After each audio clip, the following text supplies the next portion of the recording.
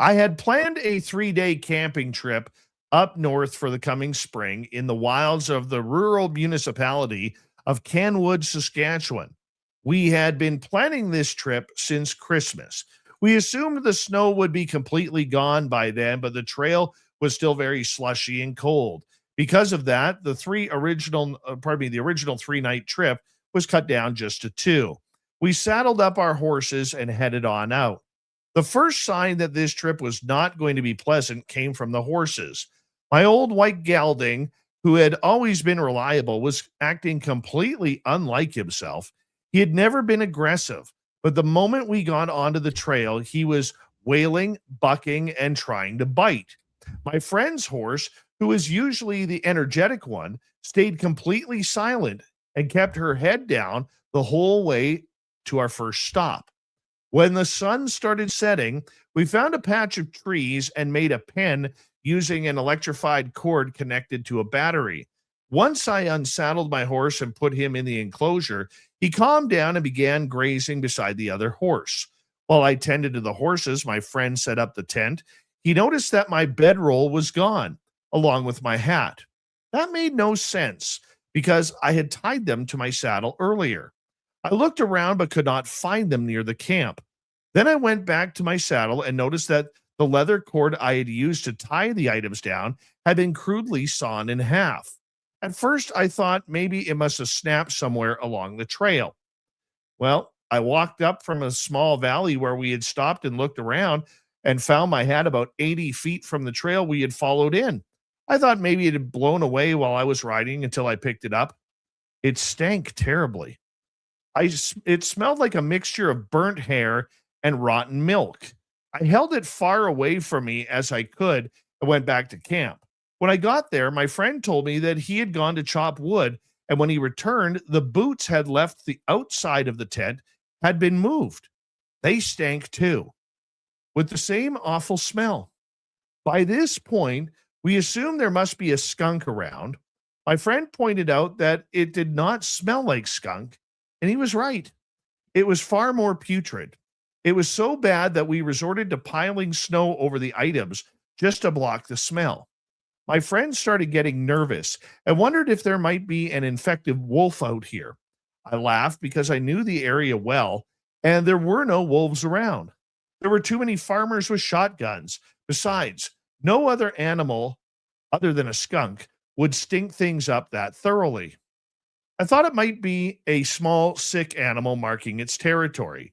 I had seen coyotes do similar things before, but coyotes would never come that close to humans or strange objects. We finally dismissed it as harmless and went to bed. Well, the next morning, when we saddled up the horses, we noticed that my friend's mare was covered in leaves. The leaves were stuck to her skin with what looked like tree sap. She had become very angry when we peeled them off and even tried to bite me as if she were protecting them.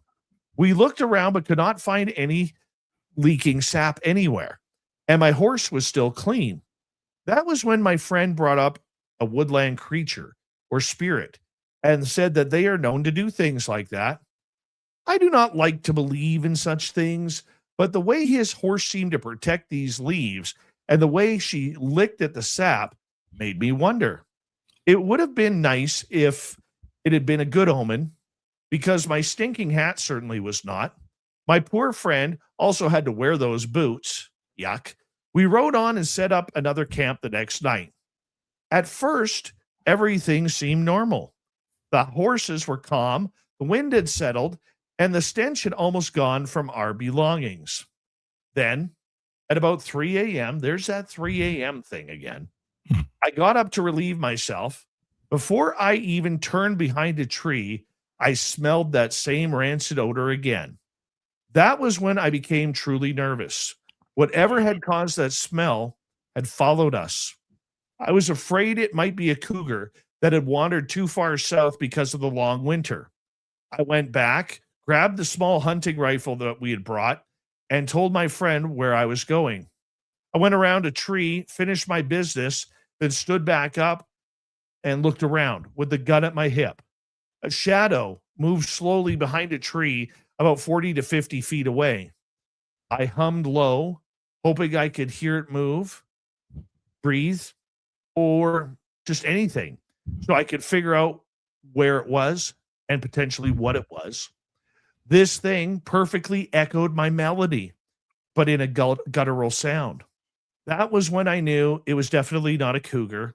My heart started pounding because I realized that nothing could do that except a person. I yelled, "Who's there?" Then the rotting odor came back. It was so strong, I actually started to heave. My friend was calling out from the tent.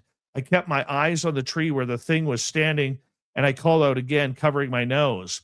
The leaves crunched, and then it hummed again. I started to cry and backed up towards the tent. The horses were making low, rumbling nickers, which made me even more uncomfortable because horses usually only do that when they are happy.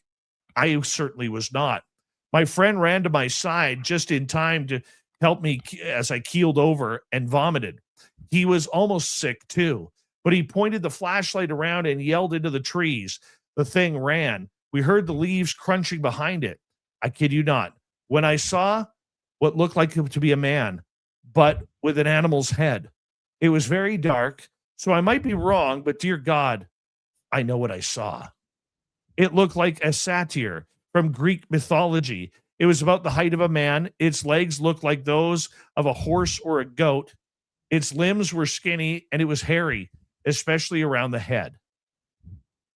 That is creepy, Lon. That is absolutely creepy. Yeah.